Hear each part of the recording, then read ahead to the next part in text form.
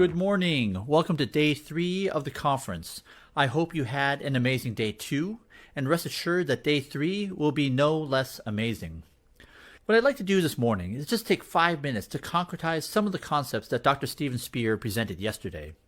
As I had mentioned, since January, I've been having weekly working calls with him, trying to understand how he views the world, because I've always been dazzled by the clarity of his thinking and his amazing ability to predict how the world works and should work. And what I've learned is that he views the world through the lens of dominant architectures, structure, and dynamics. So yesterday, he discussed how dominant architectures emerge so that organizations can solve problems.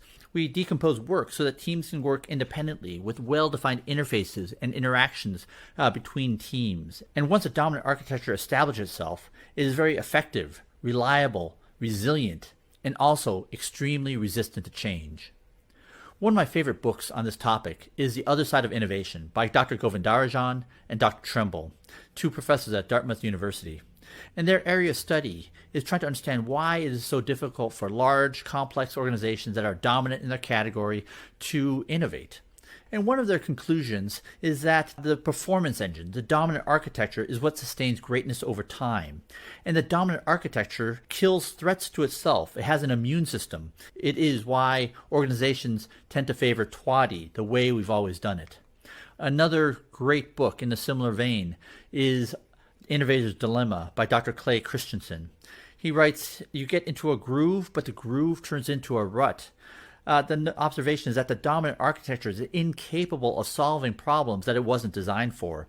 And in some cases, it is probably incapable of even seeing those problems. And over the years, we've talked about the works of Dr. Carlotta Perez. Her PhD dissertation was about the causation behind the economic boom-bust cycle. She writes that there have been 5 technical revolutions: the Industrial Revolution, the age of steam and railways, the age of steel and heavy engineering, the age of oil and mass production, and the upcoming age of software and digital. Each one of those eras created a new management system to properly exploit the new technology revolution. And that created factory subsystems, subcontracting, Taylorism, Fordism, and so much of the technology community points to project management, an offshoot of Taylorism, as one of the top obstacles to achieving their goals. And so the question then becomes, as we enter the age of software and digital, what will replace Taylorism and Fordism? And I would assert that it is really dynamic learning organizations that Steve talked about yesterday. So structure is, how do we organize our teams, and how do they interface with each other? Structure also includes the architecture that we work within. So ideally, teams are shaped around the topography of the problem so that local problems can be solved locally with effects that are contained locally. So teams can work independently without causing disastrous global effects, and they can make decisions without requiring vast escalations up to the CEO of the hospital system, like Steve talked about yesterday. And often it is structure, which includes architecture that constrains the solutions that the organization can create. In the Other Side of Innovation book, one of my favorite examples that they talked about was the BMW electric car project, where they actually had to create a dedicated team because in no scenario in the previous cars would a battery team ever have to work directly with powertrain and brakes. The dominant architecture would never allow it. So it's interesting to see that unlike BMW, unlike the Toyota Prius, Chevy Volt was actually built within the dominant architecture. That dominant architecture constrained the design. As Steve said to me, they might as well have put a Black & Decker generator in the back seat to charge the battery because it was a vastly inferior way of solving the problem.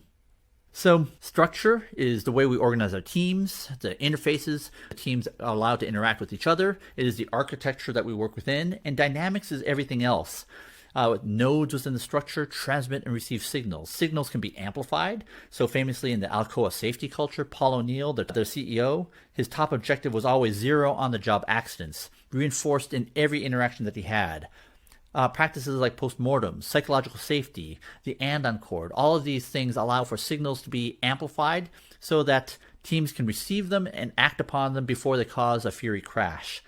The opposite of that is where signals are dampened or extinguished entirely. And this happens in a culture of fear, where few people are afraid to tell bad news. And this is where weak signals are extinguished. Signals, of course, include feedback. There are systems where feedback is almost entirely absent. In the Fremont General Motors manufacturing plant, which was notorious for decades because it was not only the worst performing automotive plant in North America, it was probably one of the worst automotive plants around the globe for decades. Because there were no procedures in place to detect problems during the assembly process, nor were there explicit procedures on what to do when problems were found, as a result, there were instances of engines being put in backwards, cars missing steering wheels or tires, cars even having to be towed off the assembly line because they wouldn't start. So obviously that is not what we want. And so one of the best examples that I think it would be very familiar to everyone in the DevOps community is the Westrom organizational typology model. So Dr. Ron Westrom studied healthcare organizations and studied those organizations with the best patient outcomes. What he found was that culture was a significant predictor, that those organizations with the worst patient outcomes had these characteristics. Information was hidden, messengers of bad news were shot, bridging between teams was discouraged, failures were covered up, and new ideas were crushed. And on the other hand, the organization with the best patient outcomes had these characteristics. They were generative. Information was actively sought. Messengers are trained to tell bad news. Bridging between teams is rewarded because responsibilities are shared. So we know that InfoSec is not just InfoSec's job, just like uptime is not just Ops' job. It is everybody's job. And when failures happen, it causes a genuine sense of inquiry and new ideas are welcomed. And so I'm so delighted that we had David Silverman and Jessica Reif talk about how these principles and the practices that show up in Team of Teams are so applicable to this community. What I learned is that the structure remained mostly unchanged according to the org chart.